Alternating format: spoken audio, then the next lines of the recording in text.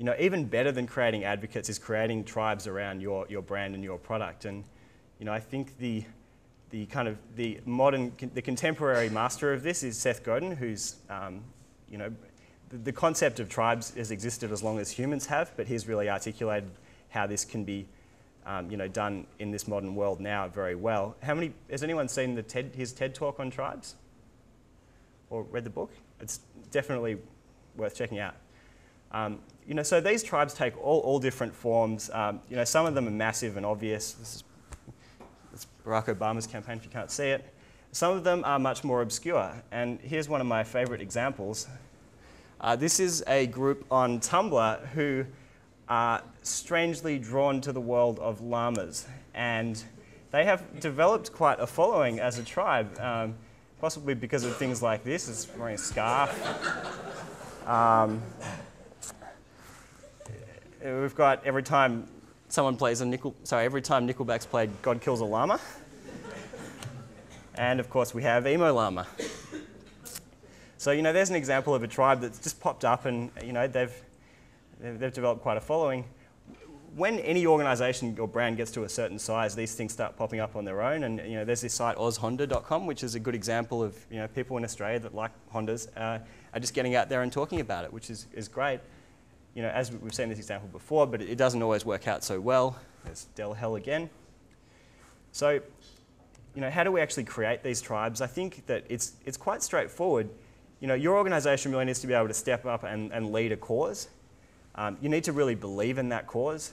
You need to find others who believe in that cause, and you need to find a way to connect them. And the way to connect them is really where social media becomes very important, because that is such a powerful way of connecting them. So a really simple example of a tribe is this guy, Mark Molkovsky, a few years ago decided that he really didn't like Crocs very much.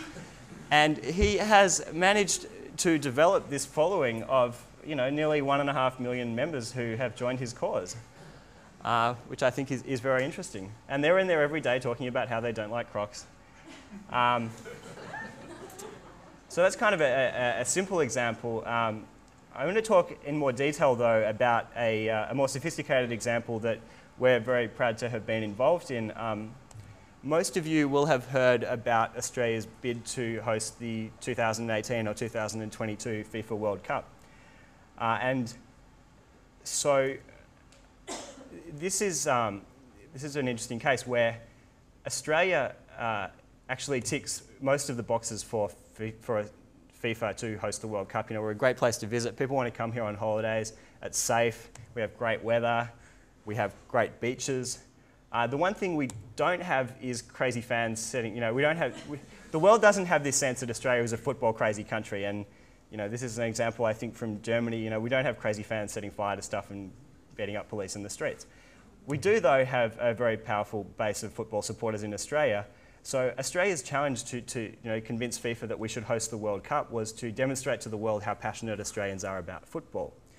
So DTDigital, in conjunction with Lawrence Creative Strategy and a few other STW companies and Football Australia, have put together a campaign to bring the World Cup to Australia.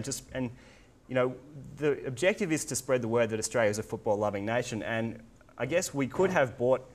We could have made an expensive TV commercial and bought a lot of media to get that message out, but I'm not convinced that that would have been very authentic or believable. So instead what we've done is we've created an online campaign, and this is at the centre of Australia's bid, where Australians can come to this online community that we've built and show their support and show their passion for football and the World Cup.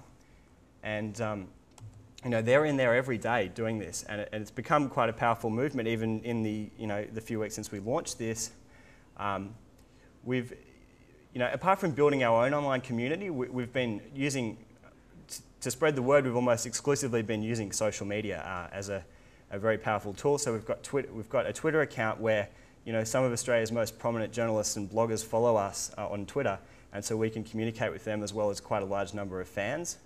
On Facebook, we've set up a page for this that we continuously update and post stories from the website, and that has 110,000 fans that we can engage with every day who are showing their support for the bid.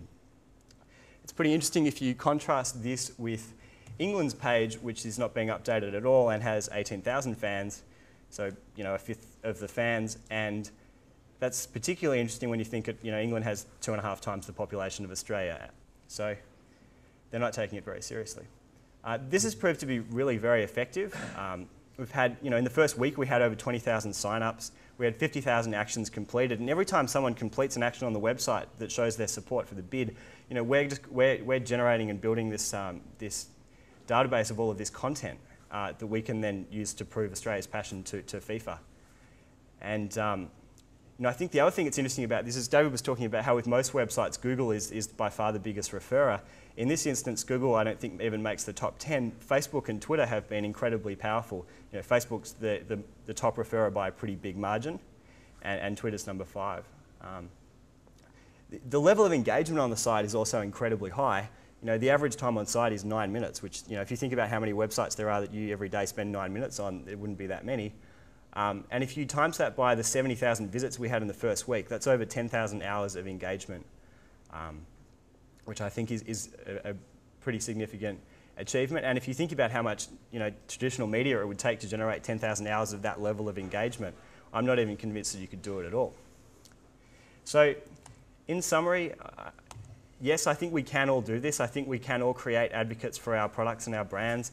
I think we can create tribes, and we just need to be a leader. We need to be a leader. We need to find a common cause with people, and we need to find a way to bring them together.